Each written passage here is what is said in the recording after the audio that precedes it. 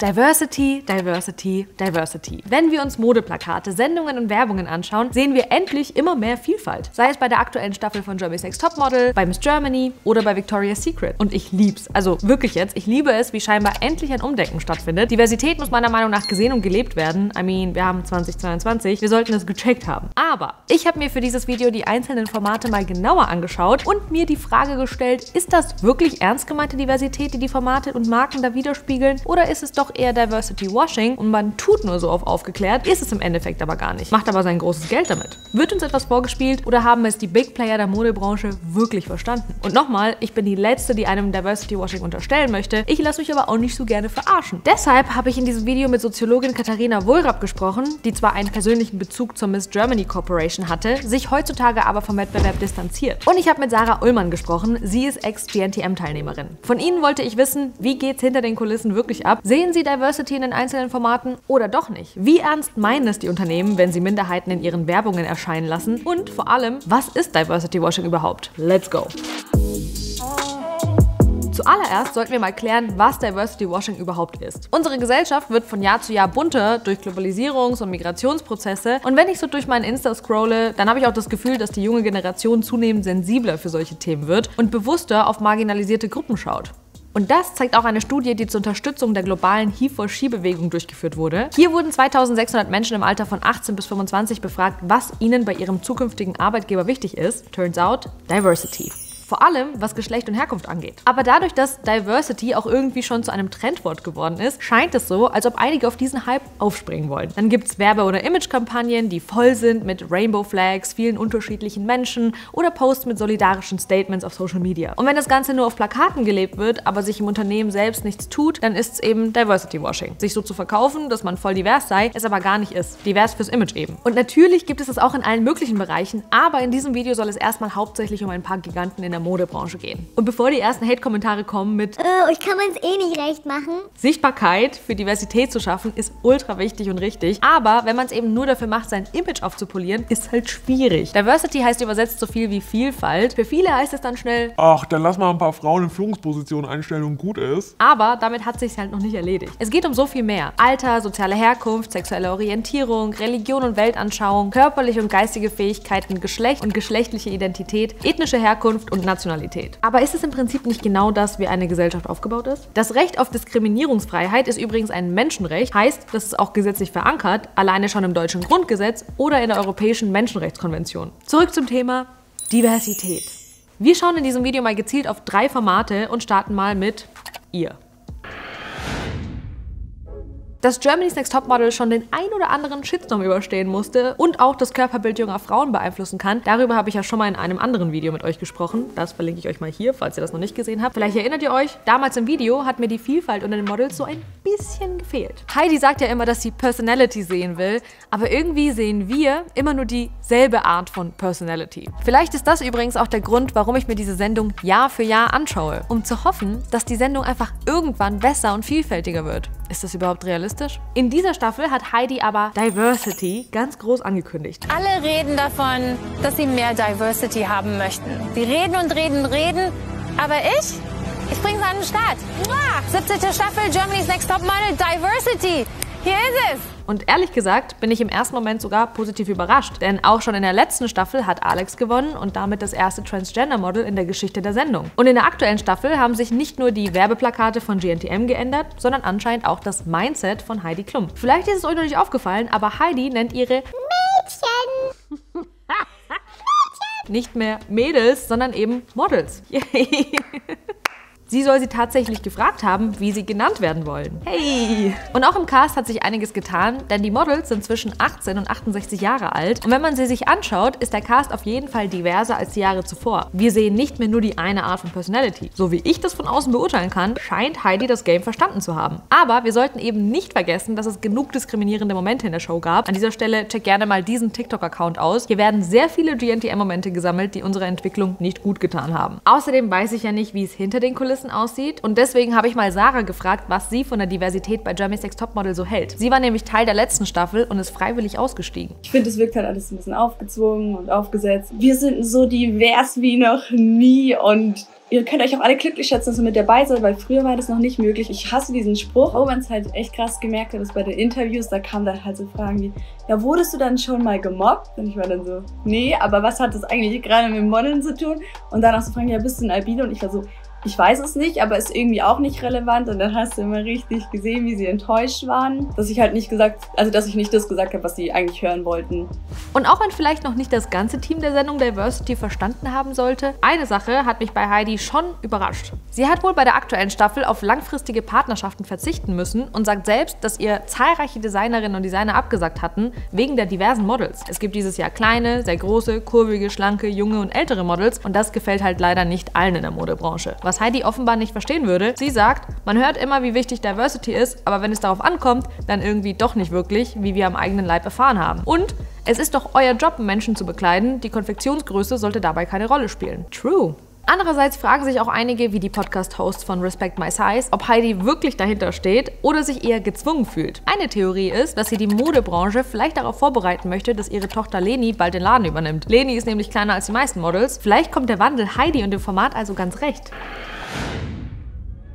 Schwierig wird es vor allem dann, wenn die Models, die bisher schon als normschön galten, als Diversity-Models eingesetzt werden und die normabweichenden Merkmale einfach gefaked werden. Da gibt es zum Beispiel dann Skandale, wie dass Models mit Konfektionsgröße XS oder mit M mit Fatsuits ausgestattet worden seien, damit sie als Plus-Size-Models durchgehen. I mean, what the actual fuck? Wenn das dann mal nicht Diversity-Washing vom Allerfeinsten ist, da weiß ich auch nicht. Verena von Respect My Size hat in ihrem Podcast auch über Erfahrungen gesprochen, dass große Modeketten sich Plus-Size-Models gebucht haben sollen, die dann beim Werbeshooting Kleidung in großen Größen getragen haben, die es dann aber im Endeffekt nie im Laden gab.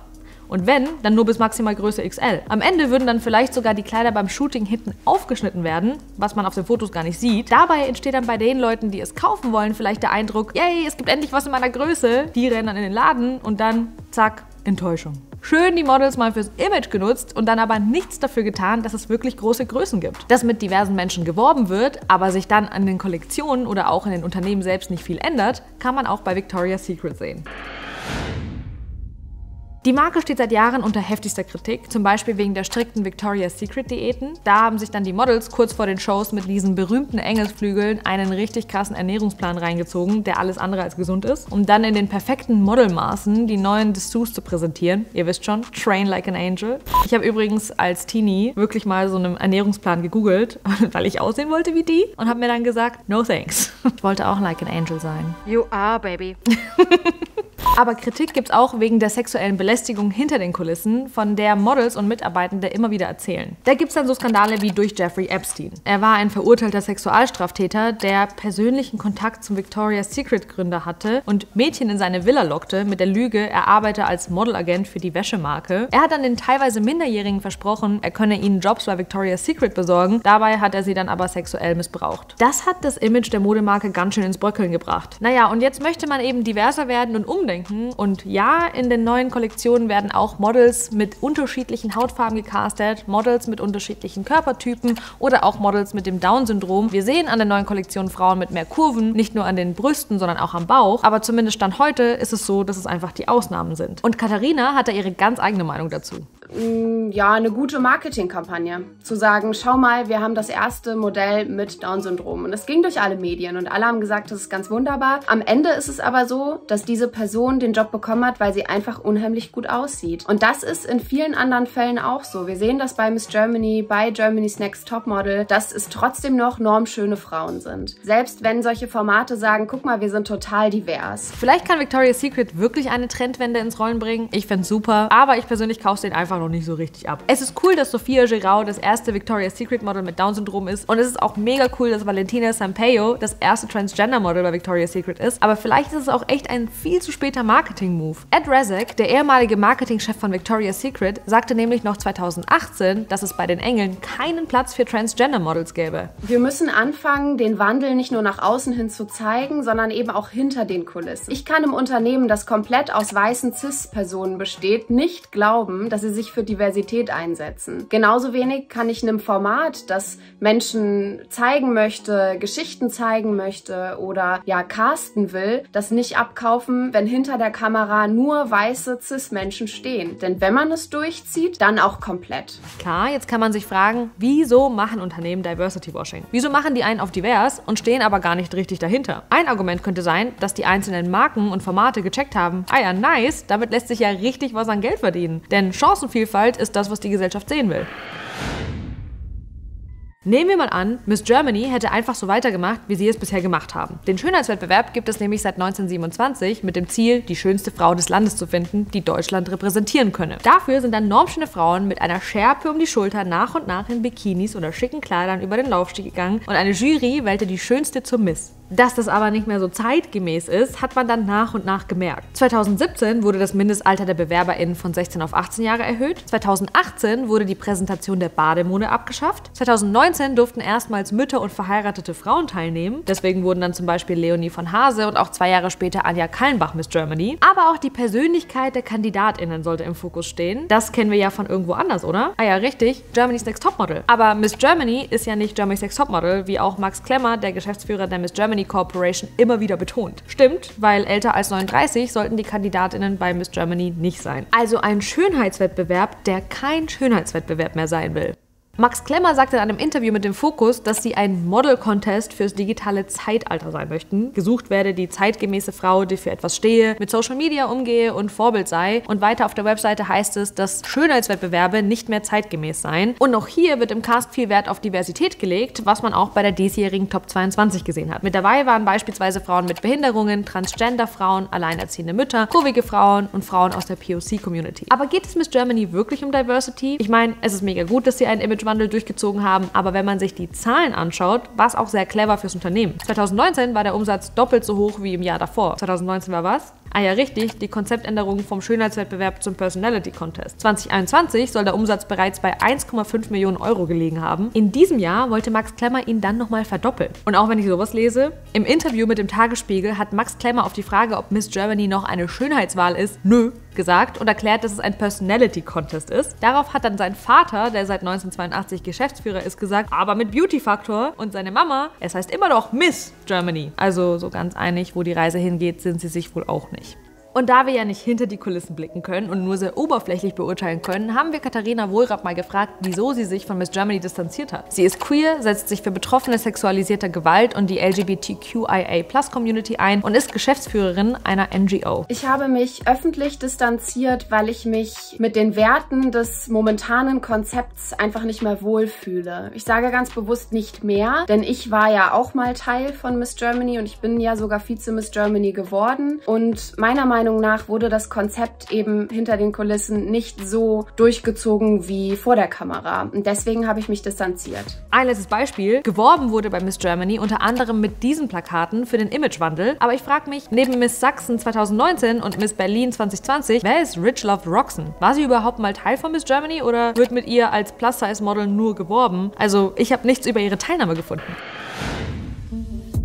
Ich glaube, uns allen muss bewusst werden, Diversität zu zeigen ist etwas, was gerade wirklich gut ankommt und womit man echt gut Geld verdienen und sein Image aufbessern kann. Auch das Image von Marken, die lange Zeit ganz andere Werte gelebt und verkörpert haben. Es ist sehr schön zu sehen, dass langsam immer mehr unterschiedliche Menschen sichtbar werden. Das sind super wichtige erste Schritte, aber echte Diversität darf nicht beim Marketing aufhören. Die Realität zeigt, dass es sehr schleppend vorangeht, gerade wenn es darum geht, welche Models auf den Laufstegen zu sehen sind. Auf der Seite The Fashion Spot wird im Diversity Report zum Beispiel gezeigt, wie vielfältig die New Yorker Fashion Week in den letzten Jahren so war. Seit 2015 hat sich einiges getan, was die Repräsentation von POCs angeht. Was aber Plus-Size, Transgender oder Ü50-Models angeht, schwanken die Zahlen ganz schön von Fashion Show zu Fashion Show. Im Vergleich sind diverse Models einfach immer noch stark unterrepräsentiert. Es geht aber auch darum, was im Endeffekt in den Klamottenläden ankommt. Es braucht zum Beispiel immer noch spezielle Labels, die Alltagsmode für Menschen mit Behinderungen entwickeln. Dass sich da die Branche noch etwas schwer tut, haben wir ja auch bei GNTM gesehen. Ich für meinen Teil nehme auf jeden Fall mit, dass es sich lohnt, auch mal genauer zu schauen, was welches Format oder Unternehmen dir verspricht. Manchmal ist es leider doch mehr Schein als Sein. Also es lohnt sich nicht einfach jedes Unternehmen oder jede Sendung abzufeiern, die das Minimum tut, um einen Schritt in die richtige Richtung zu gehen, sondern genauer hinzuschauen. Ich glaube, wir haben da noch einen relativ langen Weg vor uns. Aber jetzt würde mich mega interessieren, wie seht ihr das Ganze? Sagt ihr, es ist erstmal ein wichtiger Schritt, dass Diversität überhaupt gezeigt wird, bevor sie gelebt wird? Oder sagt ihr, dass es nicht so viel bringt, wenn das eh nur fürs Image passiert? Schreibt es mir bitte mal jetzt in die Kommentare. Abonniert den Kanal, wenn ihr das noch nicht gemacht habt und gebt dem Video gerne einen Daumen nach oben, wenn es euch gefallen hat.